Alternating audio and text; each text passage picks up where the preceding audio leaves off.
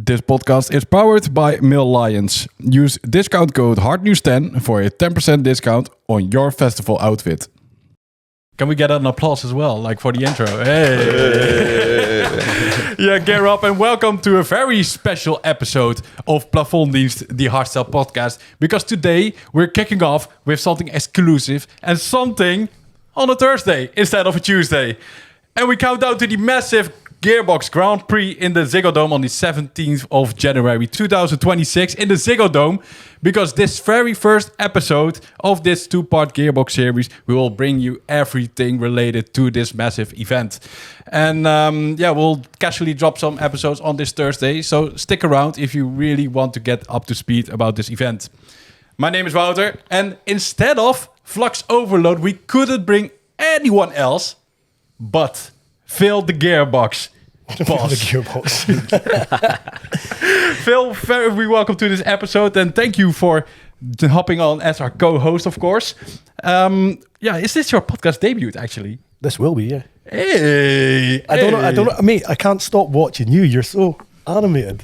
Yeah, of course. I need to like bring on the hype to the viewers and also to you guys, so that you feel at home. Are you feeling at home and on our couches right now? Yes. Oh yeah. Hey. Perfect. Well, talking about the first guests of this very first episode, they are the undisputed kings of the casino.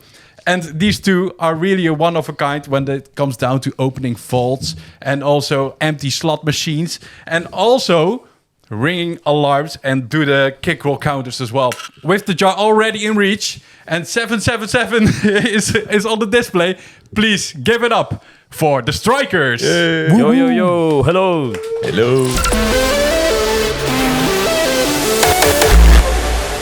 Ciao, Guillaume. How are you doing? ¿Cómo estás? Muy bien, ¿y tú? Yeah, okay. If we're going to do alles goed, maat. If we're going to do this in Spanish, then will be hard. Doing good, man. Perfect.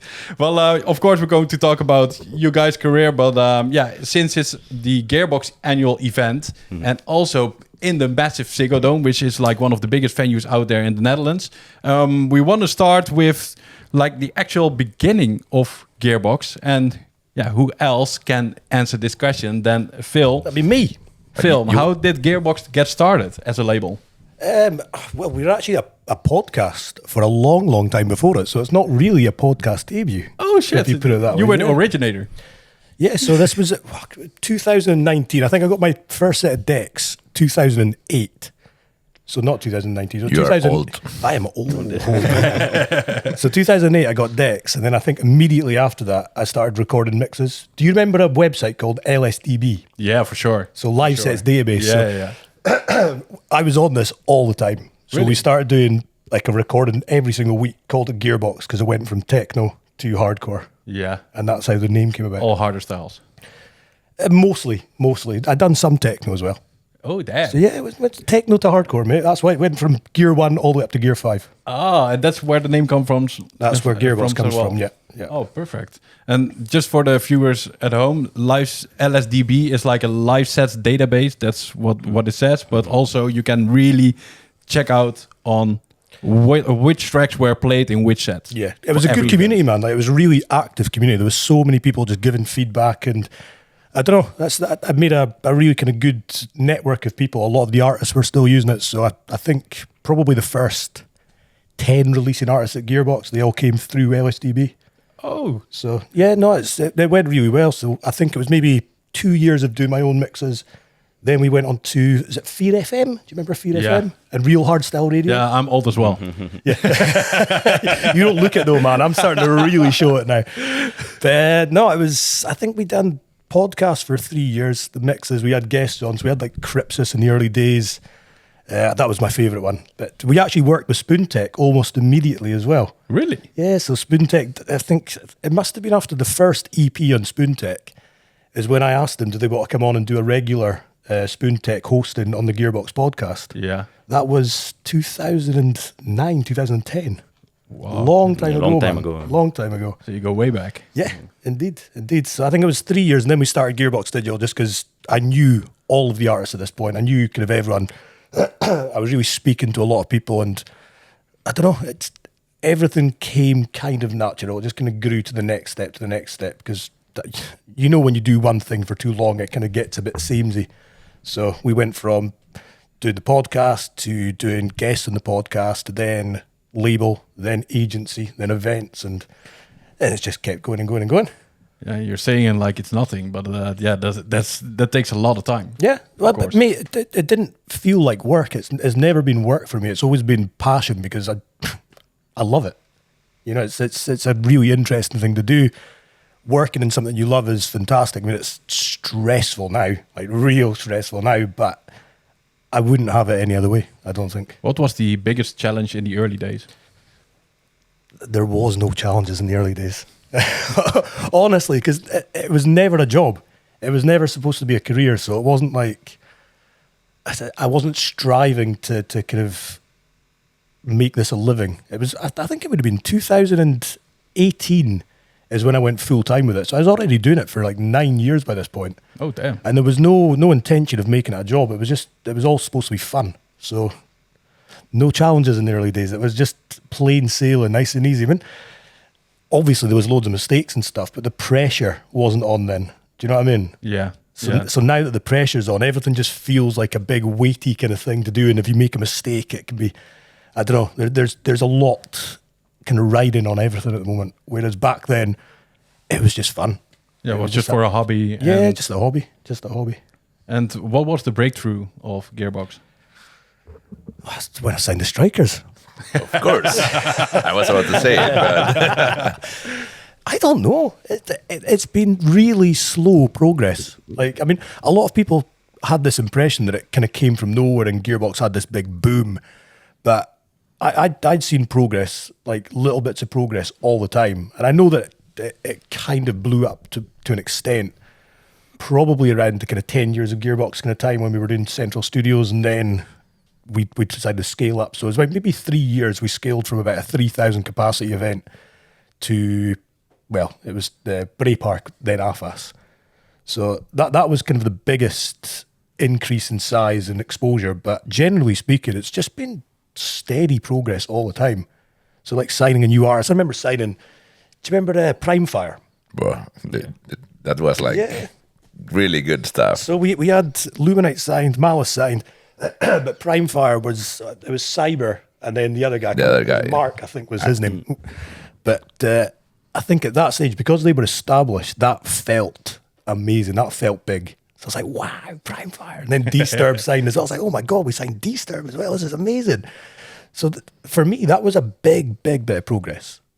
And again, just it's always been a little step at a time, a little bit of progress here and there. But from the outside looking in, it probably looked like we just blew up out of nowhere. Yeah, but there were already so many years in the works. Oh, loads. Yeah. Because how was that for you? Because Gearbox started in Scotland. It's still in Scotland, mate. Like Very proud Scotsman here. Yeah, but how did you make this workable from Scotland, and of course lots of events being in the Netherlands as well?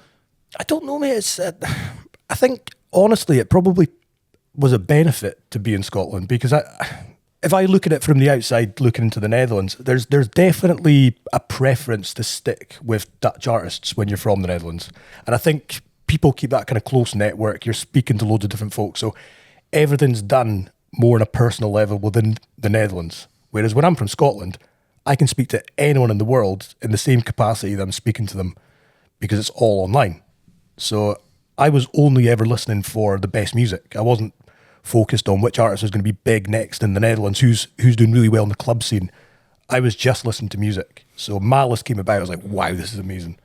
Straikerz as well, like, I just loved their music when they first came along. So I was only listening for what I really liked. So this is why we've got Diesel, Andrex, Australia, Straikerz, Sojuice, X-Bros. It's a really international label.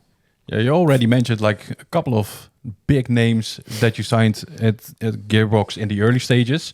And that's always been the secret of Gearbox, right? Like spotting talent and giving him the chance while others maybe shouldn't. Mm-hmm.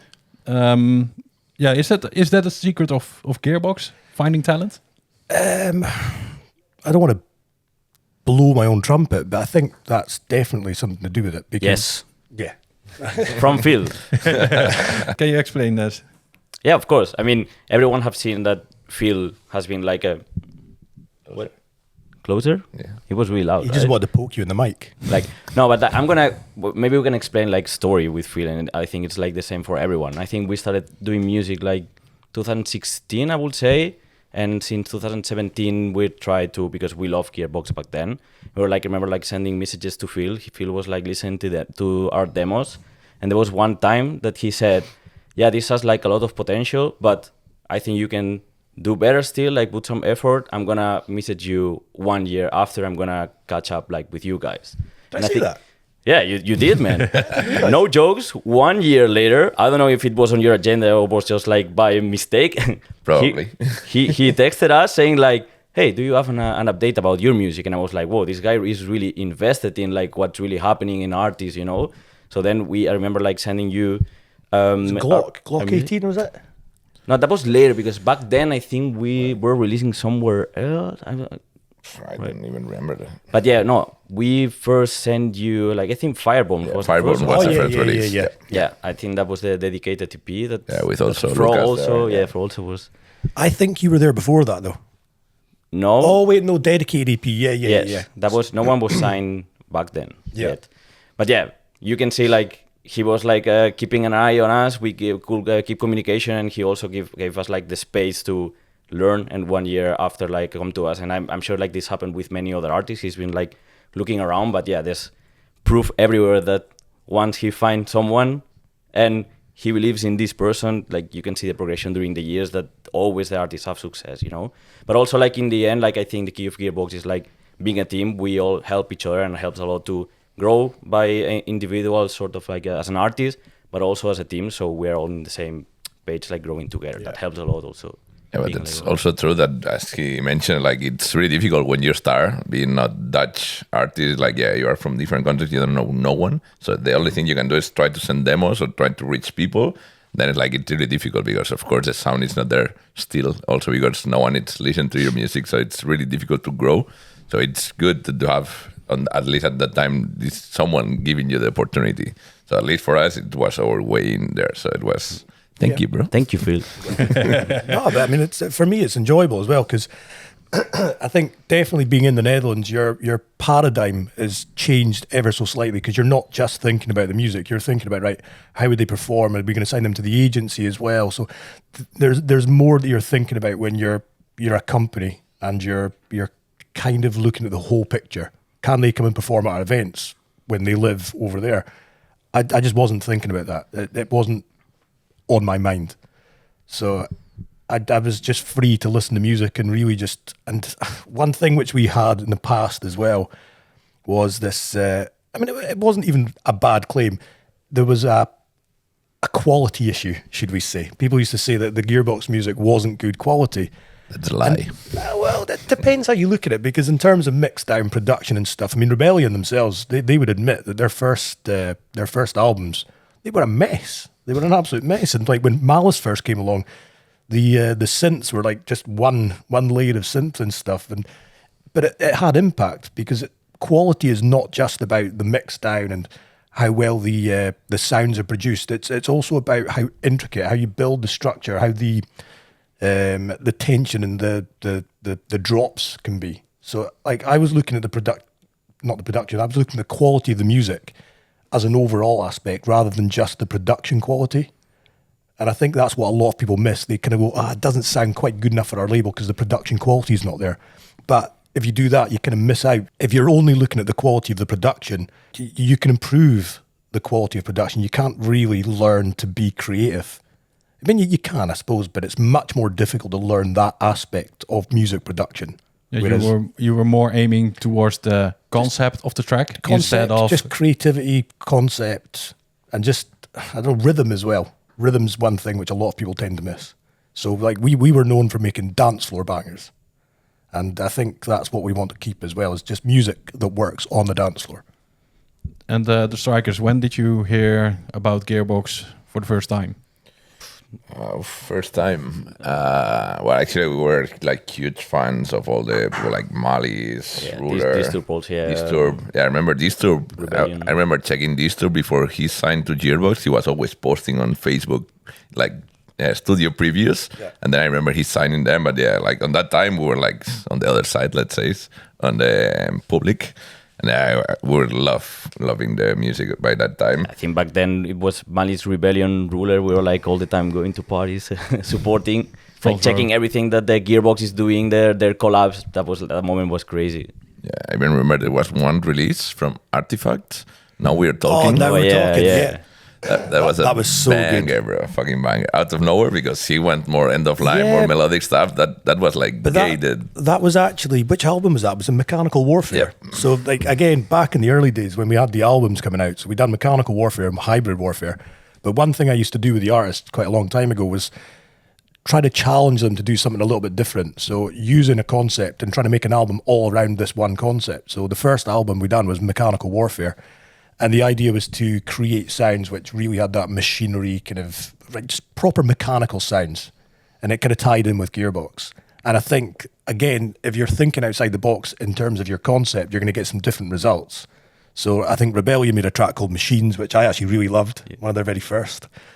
The two Malice tracks on there were unbelievably good. And then obviously Artifact had done Now We're Talking, which didn't have any machine sounds whatsoever. No, doesn't matter. It was a good song. But it was very good though. It was an excellent song, a really good song. But yeah, I guess when you start listening to like hardstyle or any kind of genre, you start with the main stage sound, which is like the first you step in to the sound. Then like after that you start, okay, I like this. Then you start like digging into the underground sound. And for me, that's when I was like really I was a freak going to every artist and trying to find all the tracks. And that's why I got in love with Gearbox sound. I was like going crazy on the parties. That voice, man. You have an excellent podcast voice indeed. Gearbox, yeah. How do you mean? Oh, man. Some people are going to have nightmares listening to you. I need to cross my legs while he's speaking like that. Imagine my girlfriend, bro. Yeah, your voice in the jar and you're good to go. Just humming on her. He could speak in the jar and close it and open it. It's still going on, you know? It becomes deeper when the jar is in it. Yeah, the Straikerz. So at one point you were like, okay, we need to contact Gearbox for our tracks. Or how did that went? Yeah, of course. I mean, like, as a producer, you always have like someone that you look at, you know. And for us, Gearbox, those artists were the ones that we loved the more, the music we were enjoying the most, you know, because we believe that it was like really creative, really different from what you could find like anywhere, you know, in that sense. And yeah, as an artist, they were like inspiring us, you know. And of course, like at some point, you are like, of course, you keep sending demos to everyone, but then it's like, okay, I love this label, I love this artist, my music is like getting similar to what they are doing. I'm gonna send demos to this label, you know.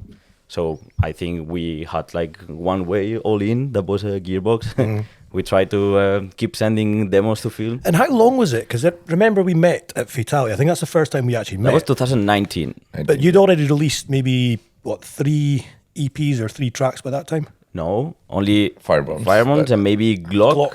Was it Glock 18, was it? Yes, Glock, yes, for sure. It was already out now. I think we played there and then we released it.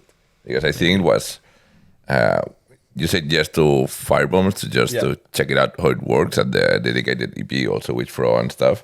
And then you got us the opportunity to play at Fatality, not even with the agency. And then we played at Fatality. It was still one of our craziest. The bumper car. Well, that's bumper car. Oh my God. Oh, legendary. Yeah, legendary. I already liked the music, and I remember seeing you guys performing there. Do you remember my face when I seen you on the stage? You were on the side. So I was at the side watching these guys. And I was just there with the biggest cheeser ever. I was like, whoa, like I knew this, like the music was good. It was always going to work on the dance floor. But seeing them perform it and the way that all tied together, I was like, wow. It was like an instant, like these guys are going places, definitely. Yeah, it was that was crazy. 2019, but it took a long time to kind of find your feet and find this new kind of popularity you've got. Of course. Yeah, but COVID. Yeah, well, COVID, I was a big part of it. COVID as well, obviously. Yeah, so but I think when it was the Ziggo show, the first Ziggo show, is when things kind of just turned and it went boom. Yeah. Yes. So the thing, like, I guess on that time at Fatality, we got our first little hype, let's say, because that set was crazy. So I remember playing there. Also, you have the bomber cars that you can see only the bar inside. I remember one friend after the show, he sent a video. So he showed me he showed it to me, and then like he turned it. Then like the whole beach was full. So we didn't even know when we were playing. So it was, even outside of the bumper car outside, stage, people were dancing on your music. yes. Yeah. So it was crazy. So after that, we signed with the agency, and then I think we got also like Defcon Confirm, also Rebirth, The Continent. So like it was first time playing on all these big parties in the Netherlands. So it was okay. We're going places, but then like a few months later, COVID. Yeah, so COVID So was everything that. was like boom. We went really down, of course, everyone. But even it was harder for us because we're in Spain. It was even harder there with all the restrictions. So I remember people here doing like Twitch streams, or they were hanging out with the rest. They were doing table events as well. But let's not forget, we're also humans, not only DJs. We were like studying. Also, COVID was difficult times to get like inspiration. So many things happened for everyone back then, until the point that our music like stopped working. I would say, like when COVID came back. Remember, we had quite a lot of conversations about like where do we go? Like just things weren't kind of hitting, and you could see like guys like Mutilator were kind of finding popularity. So I think Souljuice Andrex were getting really popular, but we had loads of conversations like where do we go with this? And then suddenly, just in the Ziggo Dome show, it was like. Boom, But I think also like you can see when your music and your personality are aligned or not. I think when the set that you saw at Fatality, we're like completely aligned with how we are as a person and our music. Maybe during COVID, after COVID, was a little bit like misplaced. It's like it was kind of feel darker. right or not. For us it felt right, but then I don't think people agreed on that. But which I respect, like all opinions, of course. But then at the moment, say like, okay, let's start to do again what we really like. Let's like reinvent ourselves. The fun stuff. The fun stuff, The TikTok funky, EP, funny. the unappreciated TikTok EP. How do you mean unappreciated? For real?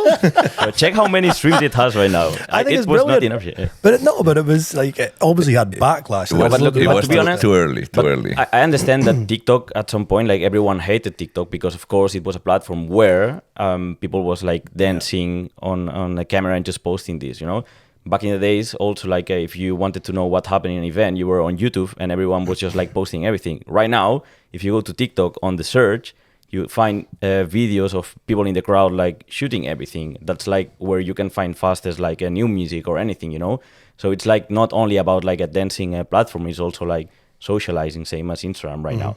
So I think the perspective it was different. Yeah, but it was at that time our scene didn't. Yeah, like that time TikTok. no one was ready about it. They did not like the TikTok crowd. So the thing, like we got an idea to do an EP. So it was consistent by 3 tracks of 1 minute. So that the main goal was everyone needed to use every track to do with one filter a game at TikTok. So then for us it was okay, let's do something different. Also we push TikTok platform, but we do it. It was too funky for that moment. We still did Gearbox, and then people were like, I remember like a Facebook group, like The Facebook Warriors. yeah, like they were like killing us, like treating us was really bad. So like our career went like really down. But yeah, like when you are going down, the only way it's up. That's also something that went good on our side because hey, okay, let's just switch it up. We're going to do what we like. We're going to do it that different way. So that's when we brought all the new sound for the Ziggo Dome. Okay, and I was always going to trust you as well. You were always going to get the platforms on the Gearbox shows as well. So, and live, these guys are incredible. I mean, their music hits live every single time. Even if you're if you're an armchair listener thinking, what's this? You maybe don't get it. But when you're on the dance floor, it's stuff which just hits every single time. There's no denying that. And would you say that your Ziggo Dome performance was the turning point, as in I would say yes. Yeah, I think it happened there. It took some time for people to realize. Like everyone was like talking about it, even us. We were like, yeah, people are talking about it, but is it true? But for me, I remember we played the set, and after it was like, we thought because it was okay, because it was the whole set new music. So that's the thing. Like when you play only new music, like people are not reacting because they don't know, so they are more like listening and enjoying it. But then you don't know if like do they like it or not. So they didn't know the kick roll moves and it was all brand new. of course. It's all new, of course. So But that's the thing with their music as well, is that you can hear it once and it feels recognizable straight away. So it's not like you need to like digest it loads of times over to then get it, to then understand it on the dance floor. Listen to it once and you've got it. you know, and that's the beauty of their music. It's, I don't want to say simplistic because it sounds almost offensive, but it's simplistic to the point where it's like people can just. Well, I would say get you it. can understand it. Yeah, exactly. You know, so it's not overly complex where it's going to be like you need to listen over and over again. One listen and you're like, yeah, this is cool. I enjoy this. It's good fun. Is your track Incoming, is that the perfect example of it? Yeah, it's simple, it's unique. Yeah. So yeah, I guess so. yeah, I will say yes. Yeah. Definitely. Yeah, we don't like overcomplicated things. That's the point. I think with Floris, did you not have? Sorry, Floris is over here as well. Did you not just come up with an idea once? Why don't we do the longest kick roll in the world? And I think want to do a that world could be like record. a long part of the podcast. Like we can explain that part also. Yeah. Explain, please. So You want to come over? You need to join us. Yeah, come on. Welcome, special guest Floris. The longest kick roll. Tell us. Tell us. So I think it started in Australia. A little backstory. I mean, Funta, and me, we've been working for a long time together at Gearbox. And these guys always were up for like the craziest ideas, right? for real? But if there's one act in the whole group, it was, and I had a crazy idea, it was always you that said, all right, fuck it, we're going to do it. What kind of ideas were that? The jackpot. Well, I thought it was... TikTok EP. TikTok EP. No, that was you. That was you. Was that also me? I Well, will we take accountability for what happened there. No, but No, we always work know together. us yeah. or you brought an idea, and that's like the magic of working in a team. You know, you take the idea of the other person and then put it together, and then you just make like something big. You know. Mm-hmm. But for example, with Jackpot, the original idea was just an anthem for the playlist because they had a playlist and they wanted to do up-tempo and raw. And then we came up with the plan to call it Jackpot, and that's where red and black comes from. So red was raw and black was up-tempo. Yeah. So I think it was also the first anthem being made for a playlist. And they say, why Because not? Who makes an anthem Why for a not? playlist, right? Yeah. And they did it. And that was the building block for Jackpot. With Incoming, I think it was just a random drunk ID in Australia. A lot of beers. We were with Michael, just a lot of beers on the balcony. After the Ziggo Dome, of course. Yeah, what right after the Ziggo Dome, we had the tour in Australia, and there was also a jazz playing there. So like, But the funny thing is that the Ziggo Dome, and Phil can say also, we were like doing the kick rolls back then, like, but just like super random, whatever it sounded good to us. But most of the times they were not on key with the music, you know. But at the same time, because it's not on key, it sounds good, it sounds different, it's catchy, you know. It's like, whoa, this sounds different, it stands out, you know. Yeah. But then after Ziggo Dome, that's when really we started to make everything on key with the melodies that actually follow the melody of the song. And that's when we started with Incoming. so I think like we were at the hotel with Michael, Romy, you and us, and then like we were showing to Michael some of the stuff we did for the Ziggo Dome. Then I think we played the Jackpot live edit, pole position live edit, and then it was like a really long. It wasn't that long, but it was like long. Say, and then you came with the idea. What the fuck, guys? You need to do like the longest kick roll ever, and then we pitch it to the World Guinness record. We actually wanted to do that, but Yeah. Wait, how do you mean we did? oh, we did. Yeah, and they it's won. official. It's official. We won, really. How do you call it? A swoop. Where's the button? Scoop. Hey. So yeah, after that, with Michael, at that moment, it was when he signed with Gearbox. It wasn't like public, but say, okay, let's do a collab. I want to work with all the Gearbox acts and say we're gonna do the longest kick roll ever. So we shook hands. We were a bit drunk, of course. Yeah, we're gonna do it. And then, like I think a few months later, say, okay, let's work on the track. And then Guille started the track. Yeah, I took one of the punches of our songs that was more like on key, that I compared like, okay, with this one I can make a melody. And I remember just dragging in FL Studio like, I'm gonna do a melody, it don't matter like which key, you know. And I was like, okay, I'm gonna put it 2 times. I think it's long enough. I sent it to them in the group. So What about this? But just the kick roll. Just the kick roll. Is it like That's it. The kick roll of the main part that it's Yeah. there, right? I was like, are we gonna start the track from the kick roll? First thing we did on the song, I sent it in the group. Michael said, "Perfect, let's use it." So the first thing from the song was the longest kick roll, and then we built everything around it. So yeah, then I think we had like we met online once. So Michael was working on the melody. He created the melody from the kick roll part. Then we did like the first like scratch from the track, but it wasn't like done. It was like I think like 50% something like, and then Rebirth came. So like we got the Jackpot live at Rebirth. It was like a crazy one of our craziest sets ever. And then like the morning after, we're at the bungalow because we had like the same bungalow for all the Gearbox guys. Sunday in the morning, and he was playing Sunday like around 5:30, something like that. Yes. So then like you guys woke up. I woke up first. Yeah. And then what? Yeah, I went with Michael, and Michael was like, "Hey, let's take the laptop and finish the song so I can play it today." I was like, I mean, we can try, you know? So with a JBL speaker on the living room of the bungalows, while everyone around was like cooking or just like in the sofa, like checking Or TV or sleeping. whatever. I was sleeping yet, and we're just in the table, like there's some videos, like working on the song, you know? And I remember then Funta woke up, and I was like, okay, I'm going to shower. You can sit down with Michael and continue the song. First thing he did was the silent kick roll. But still- no, first was Joel Diesel. Like because we didn't have like. No, but I mean, the first thing you did after waking up was going to Michael, and you heard that part. It was like kill the reverb. No, Just- that was after. Yeah, let me All right, explain. here it So comes. first, like before I woke up, I think we need the vocals, the pre-dub vocals, because it was the whole song without any vocals. Again, let's put something there. I think it was Joel, like Diesel. He was fully hungover, and then he recorded with the phone like, "Hey, coming." Yeah, he went to the toilet like to make it good for the acoustics, you know. Like, so it sounds weird, you know, like go over there. So yeah, then we got the vocals, and I woke up. Then we were working on the track, so we got it finished, and there was one of the kicks like toot, then toot, but what's with all the reverb, like that's normal. Then we exported the track. We did one test outside. I remember like we were like just practicing the kick rolls, and then like we played it. Then I remember one track like "Watch Your Back" from Warface, Molly's Ruler. There was like a fully silent moment, but it was with the screech. And I remember, okay, we need to cut the reverb, and then we export it again. Then we do like fully silent. That's how we created the silent kick roll. So like then he put it on the set, and then we play it we joined him at his set at Rebirth. So it was like crazy. That was the loudest silence that we heard in many years. Yep.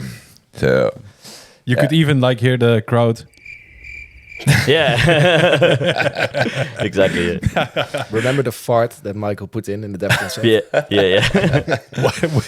Okay, wait. First, Diesel is the vocal, and now Michael put the fart in it. But that was afterwards. After party. but then we kept playing the song without vocals in the break, you know, and that's like when Phil jumped in, we're like, we need vocals, and Phil said like, I can do the vocals, and then he wrote the lyrics, and he sent us like the vocals for the break. Like, I don't know if everyone noticed, but yeah, that's Phil's voice. That's here. Phil's. It's a track of many surprises. Yeah. We didn't introduce Floris. I'm sure a lot of people know who Floris is, but he is our marketing guy. He's my right-hand man. Hey. He's my favorite person in the world. The intern still, huh? The intern. Intern. Okay, but that's a pretty cool concept of incoming with the longest kick roll and then building a track from that certain idea. Yeah, it's fun that like everyone is kind of part of the track. It's a group track in the end. You know? In the end, People yes. involved in it. Like his voice, Joel's voice, your main idea, and then kick rolls, melody, everything. So everyone's part of it. And it went quite well. It went Quite well, yeah. Yeah, maybe even hardcore remix of the year. Oh, of course. Maybe, Yeah, yeah, that also, went yeah. super well as well, didn't it? Yes, we're really good. Yeah. I Both even like Master of that. Hardcore. Hold right now. It's that overdrive. Yeah, shout out to Noxious and Satirize for the crazy remix. Yeah. Yeah, really good. Do you know what? Even I like that. Oh, that must be really good, man. Phil Gearbox likes up tempo. Damn. Oh, don't push it. And obviously you work with quite a lot of concepts, also casino and heists, and I even see that you're bringing your own slot machine. I hit it. Yeah, it's there. Yeah. Did you get it? Yes. all your luck went in there. Huh? It's definitely rigged. No. But where do all these concepts come from? Well, I mean, everything comes from Jackpot, but he just like explained before. It's like all an evolution of like still Jackpot is related to casino, of course. So I think we did Jackpot live for 2 years, but then we did the event How did Jackpot come out again? Because I remember the track that you'd done with the slot machine in the pub. You recorded the video in Spain. So That's the original kind of idea. Basically, we wanted to do like with his Spain about the playlist, but the main idea was to make a song that had a 160 BPM drop with raw, and one 200 with up tempo. So we needed something that. How can we explain in the title that actually is like switch, like two things? What do you like most? Like raw, up tempo, like why not putting in a same song, you know? And I don't know why we came up with the name of like Jackpot related to, of course, red and black, you know? I think it was more like a marketing idea, so we could like relate it. It was just it went organically, and it's the longest fucking name ever. It's the Straikerz. No, it's Jackpot official Jackpot playlist anthem or something. Something like that. And then Guinness World Record, is it? Also, yeah. Another one. The longest. Oh, that's actually a good one. No, the very first Gearbox anthem has the longest title ever. Huh? The first Gearbox anthem has the longest title ever. What's it? From the no, so it was core section and who was it again? Was it Sasha F? I can't even know. Expander and Raw Manners from the Underground, official Gearbox anthem, and then there was the Delete and Vazard remix, or was it just the Vazard remix? And then there was Regain and Core Section remix as well. So this is a name like this. Oh my god. That was way back, 2012. That's one of the first releases ever. Vazard, Regain was all on it. Damn. Yeah. That's a pretty dope EP then. It was good. I really enjoyed it. Really enjoyed it. In fact, did I not use my vocals in that one as well? The one with Gearbox rules the night. Gearbox rules the night. Oh my god! Tell me, please stop me from doing vocals. Just don't allow me to do it. But you have done quite a lot of vocals, haven't you? Also for the trailers, for the Gearbox events, of course. And it's not because I like the sound of my own voice. Maybe I do. But it's just because I'm tight and I just want to save money. It's a budget thing. Why pay someone else when I can just do it myself? So if the Strikers need another vocal, they can always call you. Yeah. But let's be honest, like how much effort do you have to put to actually make vocals and people understand what you're saying? Oh yeah, I need to really put the effort and talk nice and slow. How do you mean, bro? Okay, Funta, explain. when we started. Oh my god, he was scared. I'm bad in English. So I'm getting better, but yeah, like when we started, my English was like bad. Yeah. So like every time we had the call or whatever, or we need to say something to Phil, I was like, no, Guille. Because we were like texting on WhatsApp, you know, and sometimes he was like busy or like not replying much, but then he was like, call me next time. I was like, oh, you're right. So I was like calling him or something, you know, and then Funta was asking me like, hey, Phil is not replying. I was like, yeah, you can call him.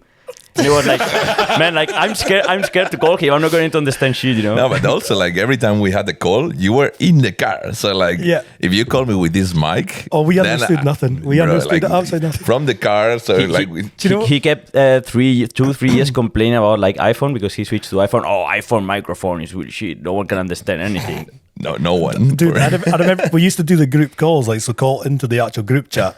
And if it was you that answered the first, I was like, oh no, this is going to be awkward as fuck. Hello, Funta, how are you? Hi, Funta. Is Guillaume going to be here? I'm just going to go to the toilet. I'll be back. Just give time for Guillaume to turn up so we can understand each other. No. Well, it's really difficult for me. But man, this is the worst thing ever as well. When we signed Malice, who was it? So I was in a room with Malice and Luminite, and I'm speaking to the Malice boys in English because they obviously don't speak Dutch, so I'm speaking in English to them. And I have Luminite translating my English to them. In English. From English to English, yeah. Translating English to English. I'm like, I'm the fucking English speaker here, and I'm getting translated. Like, what is going on? But it was the same with Ali. Like, me and Ali, just like, if we had the calls, we'd look at each other and go, oh, this is awkward, isn't it?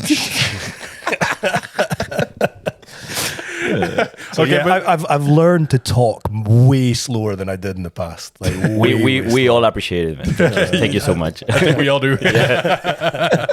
So for now, you can understand each other. Yeah. Also now, I know a bit more of English than before. So my hearing has gone much lower as well. So we can ask the audience, who can you understand more clearly, Funta or Phil or Funta? I'm curious about this one. Maybe we can put a poll down in the comments. Battle of the voices. Let's go. I'm losing this one. Nah, I don't think so.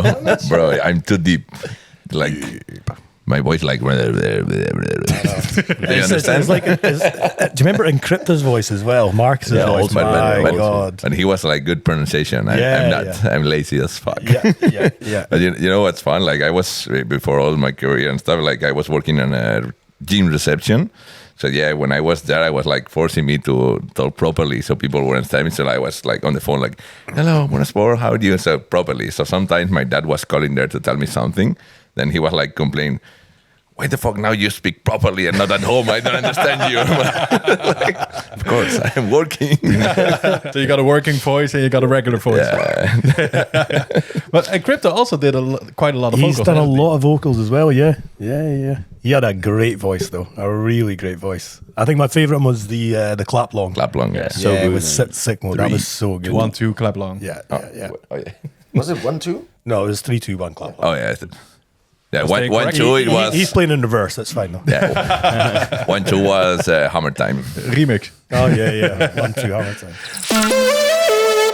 Yeah, well, it's great that you understand each other now because we're doing a new segment special for this Gearbox series. And it is a Gearbox tic-tac-toe. So you need to team up or you can decide if you're going to take the trophy by finish this puzzle. Okay, here we go.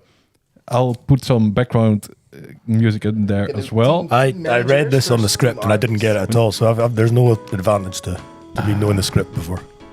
I'm looking for the answers now, actually. Okay, here we go. Because in this special series, it's totally Gearbox themed, of course.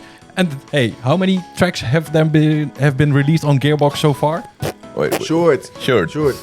How many tracks? 400 now, there's like single releases, 500 400 for already, sure. or? It's coming up to about 400 but obviously there's EPs and albums, so there's been at least, I would say, 3,000 tracks been released. 3,000 probably.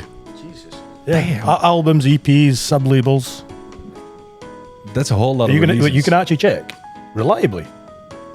Oh, he's the best. Ladies and gentlemen. Stuart is the label manager for Gearbox, and he is the best. Wait, Are you coming to say hi or not? Sure, come.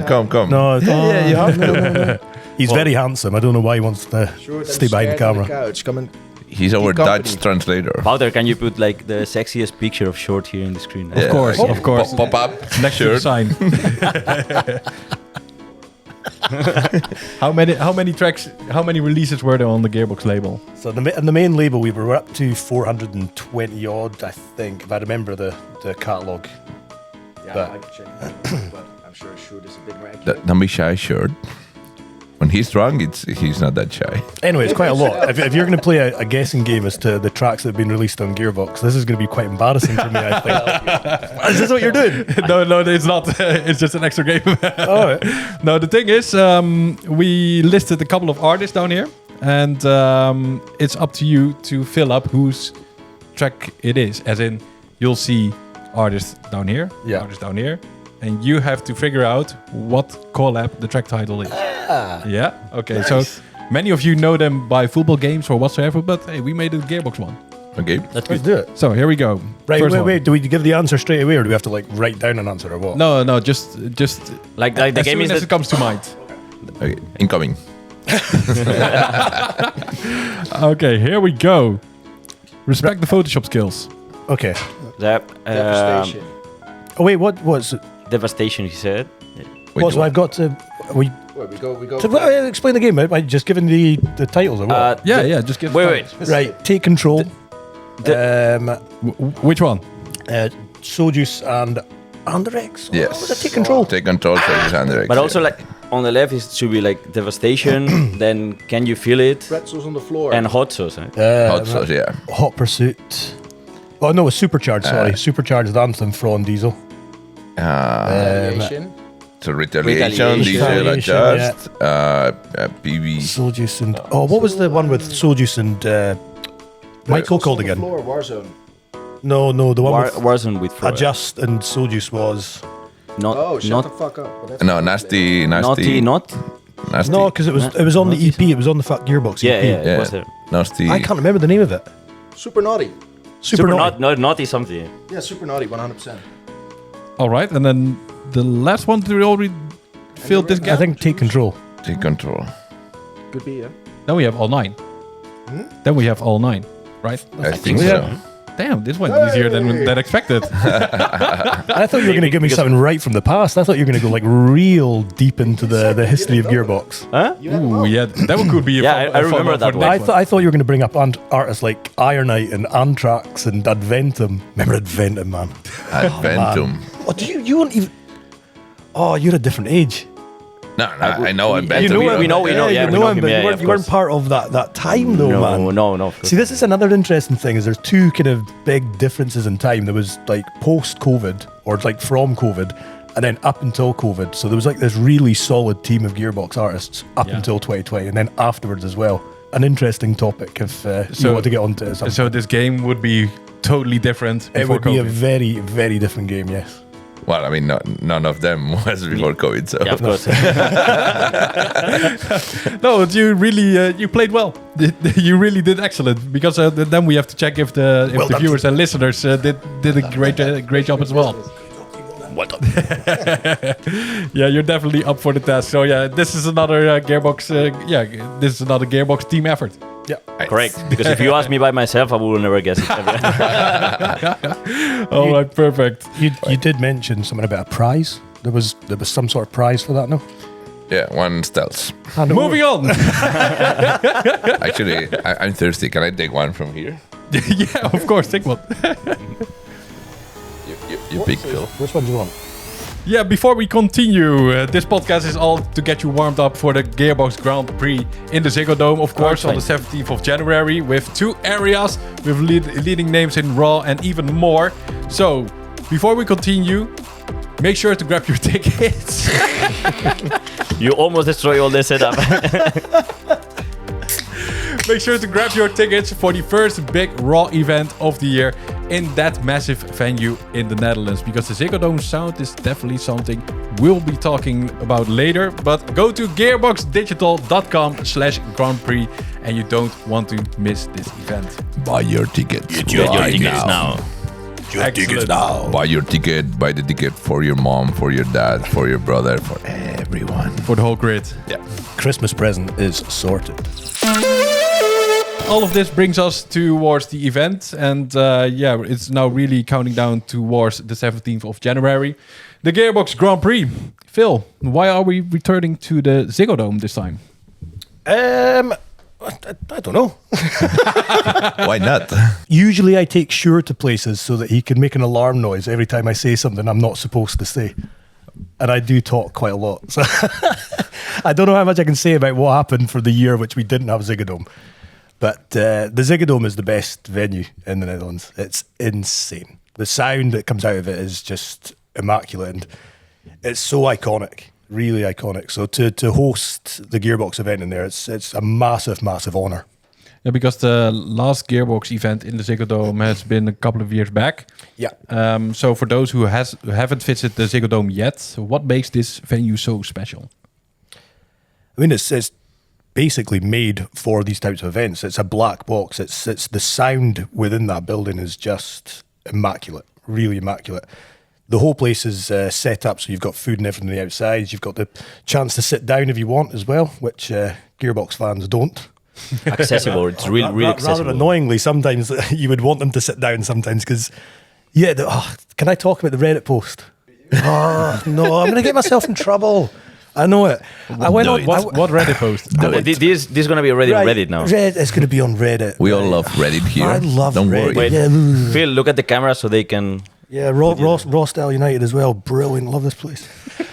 Oh, man. Right, here we go. Right. So, basically, I went onto Reddit last night because I wanted to watch a shark attack video. I thought that'd be fun. I don't go onto Reddit for good reasons. And then I just pop up and I see my face there, and someone's posted saying, "Looks, there's the Gearboss himself, like admitting to what was wrong with the Gearbox party the last time. He oversold tickets." Like, we didn't oversell tickets. It was just very busy on the dance floor because people they didn't sit. And I think for the previous events which have been there, so they've done Capital there before, a lot of dance events, a lot of people choose to sit and just chill out and whatever else. Yeah. But the lineup was phenomenal. And at that point, Gearbox was just so peaked. So no one wanted to miss a beat. They were just on the dance floor the whole time. So it felt quite cramped. That's the reason why we've done Area 2 this time, because we want more kind of free flow throughout the venue to make sure that there's going to be space. So That's the reason we've done the second area this time. Yeah, because at the Ziggo Dome you have these stands where you can sit down, of course. Yeah, and for events like Climax or whatsoever, people even just sit down the entire event. So you make the capacity for not only the dance floor, but also people using the stands, which was not the case in the previous Gearbox edition. But, I mean, it's not something we could have expected. I mean, we get told the capacity of a venue, and we go with that, obviously. Yeah. I mean, the venue's going to know better than us, but yeah, just everyone wanted to be on the dance floor, which is fantastic. But I mean, and then you saw your pretty face on Reddit. Yeah, there's my face on Reddit. Someone's trying to pull me through the dirt, saying, "Look, he's oversold tickets again." You know they updated the logo from Reddit. Now it's like this. You have to bring that up on the screen. But yeah. So I just went onto Reddit, and then there's my face. I was like, "Oh no, not again! What have I done this time?" Okay, for those who are watching on Reddit, watching at home, why should they visit the Ziggo Dome? I mean, everything about the venue is fantastic. I mean, it's in such a perfect place as well because I mean, there's hotels around. We done it in January this time actually because we've got a really big international audience, and we noticed that with the ticket prices for flights and hotel prices between Christmas and New Year, it was super expensive. So we've pushed it back so that the flights would be much cheaper, the hotels would be cheaper. Generally speaking, the transport around that area is fantastic as well. But I mean, the venue is it's insane. It's custom made for just big sound. Yeah, because Adjust was here as a guest recently, and he explained that international acts like Chris Brown, Pitbull, Sarah Larson are performing at the Ziggo Dome. Yeah. And then you have the Straikerz and the whole Gearbox family. Hey!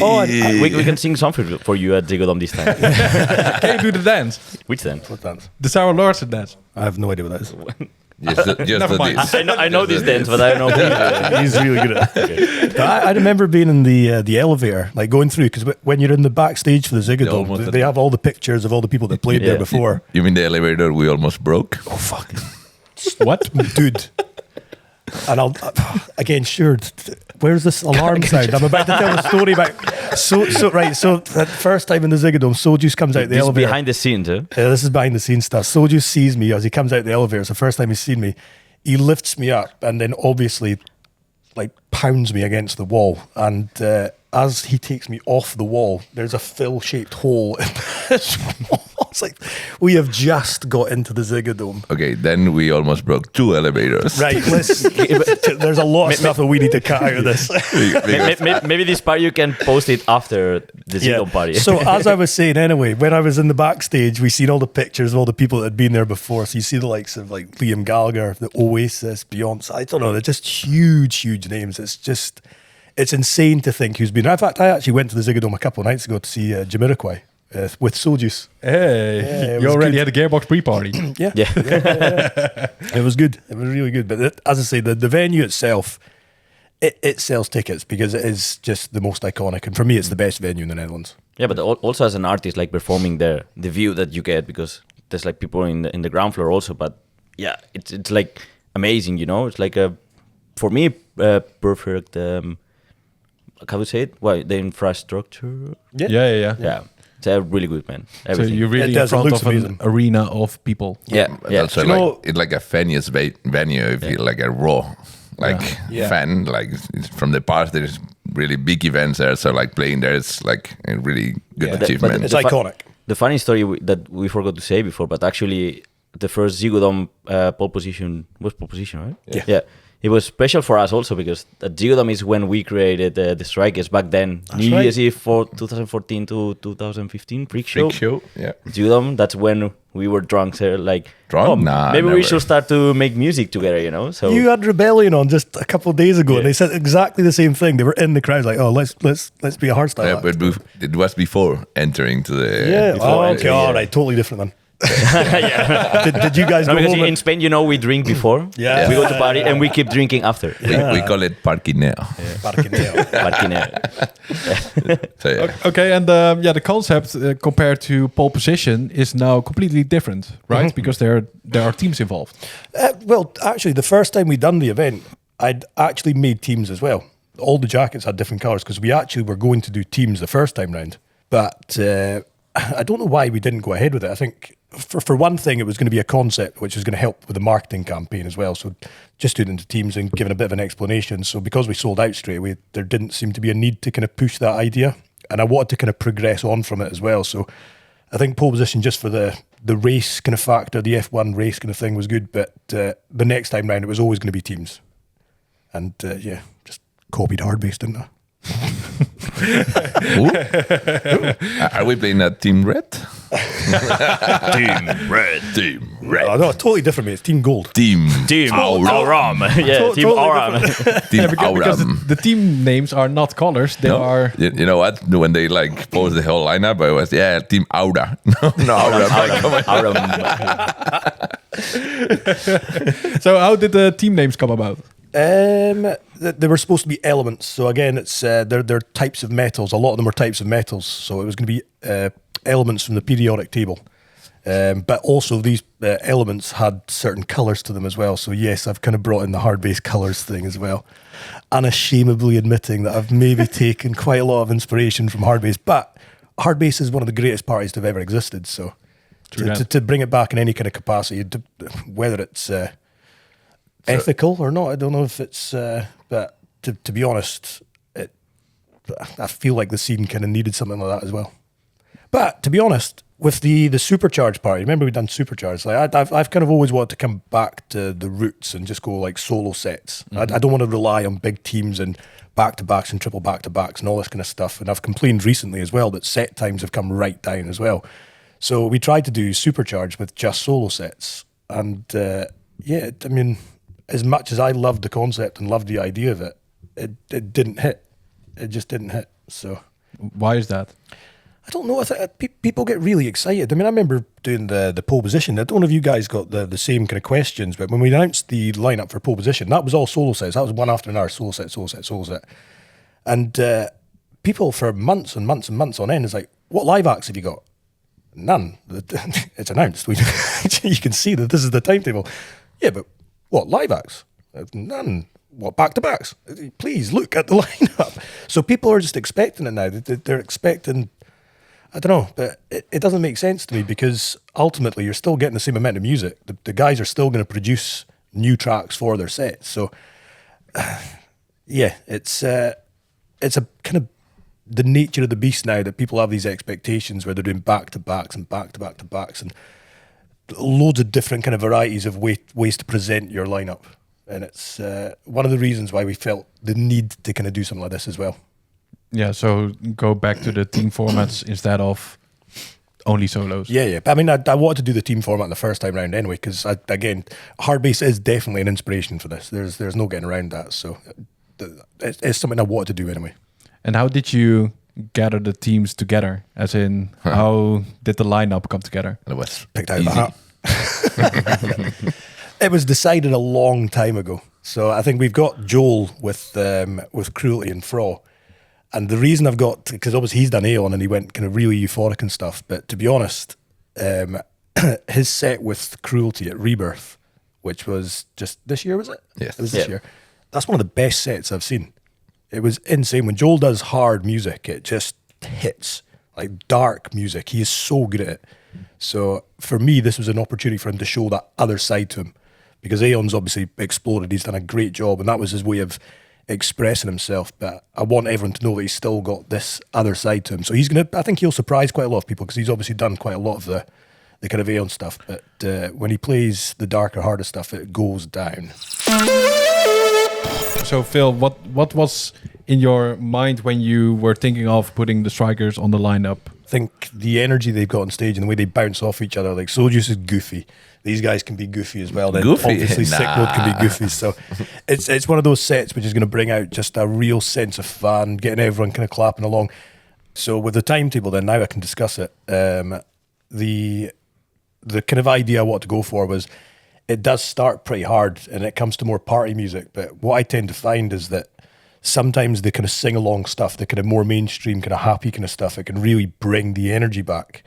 So we've gone for a kind of, it kind of comes up and down and a bit all over the place, which people might say that's not the right progression, but I didn't want to be in a situation where it was like nothing but full dark raw kind of stuff, like for 6 hours on end. I wanted to just break up so that the whole event should have almost a breakdown, but like a really fun sing along kind of happy vibe kind of breakdown. So And you want to keep it diverse as well, of yeah, course. but I mean, I think with a timetable and a lineup over the course of a whole period of like the 12 hours, I look upon that almost the same way as I look upon a track. You know, a track should have the mid intro, it should have the breakdown. It kind of builds the tension So back up. we are the break. You're the break, yeah. There's gonna be not even one break, I think, in that set. But no, like, I think sometimes you want to just build tension back up again, and like it needs to kind of come up and down rather than just this steady progression all the way through.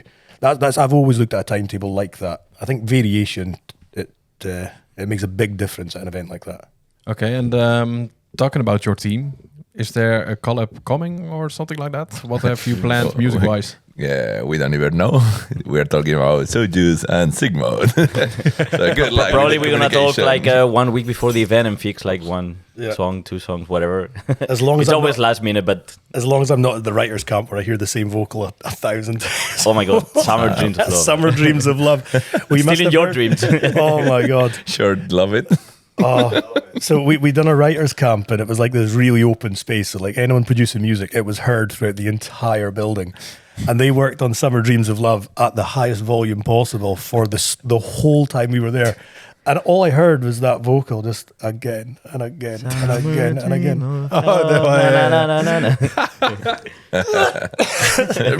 A lot of people really like that track, but once you've heard it a million times over 4 days, it becomes quite tedious. It could be possible for you playing that track like 60 minutes, the entire set. Just for free, yeah. If you pay, if you pay enough, yes. Actually, 1 hour 15, right? Okay, and talk about the rest of the sets. So what is? Do you have any recommendations for other sets? The Straikerz one, the best one. No, like myself, I'm curious. I want to re-listen the Carbon and Cruelty Pro Diesel. Diesel. Yeah, that one is one that for myself I'm like more curious about it to listen to it. Probably because the other ones I've listened to them like really often recently. Yeah. But yeah, still like something that it's like more out of our box in that sense. But I always like to listen to this music. So I'm curious what they're gonna bring in and how it's going to connect each other. You know. I'm obviously going to recommend everything because, I mean, I've picked a lineup which I love. It's artists which I love, so I think every set is going to be sensational. I mean, even the new guys like Unique and Disaster, they've got a fantastic following already. Like just breaking into the scene, but like the crowd reaction on their music is so good. It's just really, it's a lot of fun. A lot of fun. So unique. So unique. But then obviously like Demaxi, they're killing it as well. So Demaxi Detailed also killing it. Revelation doing extremely well. So I mean that's going to be a fantastic set as well. And how unique is it to see that kind of artists who are just getting started already in a huge venue as the Ziggo Dome? Yeah, I tend to make a mistake and book artists who've maybe got a bit too much hype and put them on at the start. Remember that happened with Adjust?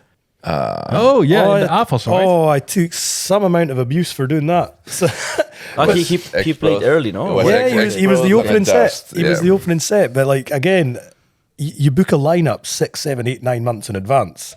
And I pick people I think he's going to be big. I think he's going to be like a really good artist. So at the time I booked Adjust, he was kind of just growing. So I thought, right, we'll give him an opening spot, see how he gets on. And by the time the event comes round, he's like the most hyped artist in the scene. I was like, But let's be honest, it's not about that people is not there. It's just because they are like scanning the ticket. It's slow the process for them to come in because outside the lines are like huge. Oh, it was actually. massive, So yeah. if it was like really to walk in, it would be full from first minute. yeah, 100%. But obviously, it does take time to get people in. But the choice is have no music and like do a kind of soft opening type thing when no one's in there, or just why don't we just do more music and hopefully you get in to see it. I always prefer to just do as much as possible, give as many opportunities as possible. Come early. That's a recommendation for Yes. sure. Yeah. Don't do parquineo. But no, but with the Ziggo Dome, it's going to be. We did manage to get. So a lot of people ask why you don't do a soft opening because you need security there for that whole time. Yeah. So there is a huge expense in opening early for a soft opening, but Yeah, not only that, also people behind the bars. yeah, and yeah. So with the Ziggo Dome, we're going to do a soft opening again so that people can come in early. We done that the last time with the Ziggo Dome as well, went really well. So I think Ziggo Dome is quite a lot quicker when it comes to it, but I would still advise to come early, definitely. Perfect. So the people don't have to miss a single minute of every artist playing. Yeah. Oh, that's excellent. That's excellent. That's really looking something towards the Ziggo Dome, of course. Yeah. All right, perfect. I think we're really up to speed when it comes to the first episode of this Gearbox series. In the next episode, we will talk with ex-pros and, of course, with Phil. So thank you, Straikerz, for coming and catching up about everything related towards your career and, of course, that Gearbox Grand Prix. So let's stick around for the next episode. And thank you guys for coming. Thank you guys for watching and for listening. We hope to see you at the next episode of the Gearbox Grand Prix. See you then. See you there. Can you close out with a little growl? I love you, boys. See you at Gearbox Grand Prix. Buy your tickets. Oh, it does things to them.